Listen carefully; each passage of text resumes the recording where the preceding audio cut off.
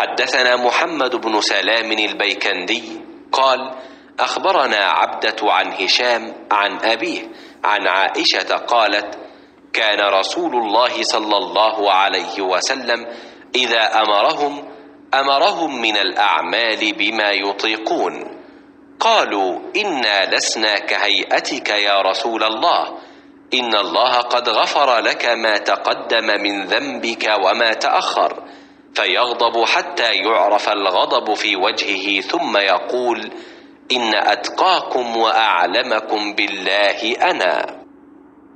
رسول اللہ صلی اللہ علیہ وسلم کسی کام کا حکم دیتے تو ایسا ہی کام ہوتا جس کے کرنے کی لوگوں میں طاقت ہوتی۔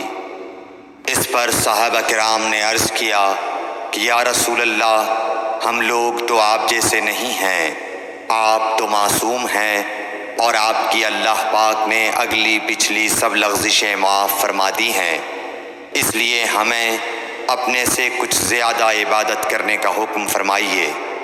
یہ سن کر آپ ناراض ہوئے، حتیٰ کہ خفگی آپ کے چہرہ مبارک سے ظاہر ہونے لگی۔ پھر فرمایا کہ بے شک میں تم سب سے زیادہ اللہ سے ڈرتا ہوں اور تم سب سے زیادہ اسے جانتا ہوں، بس تم مجھ سے بڑھ کر عبادت نہیں کر سکتے۔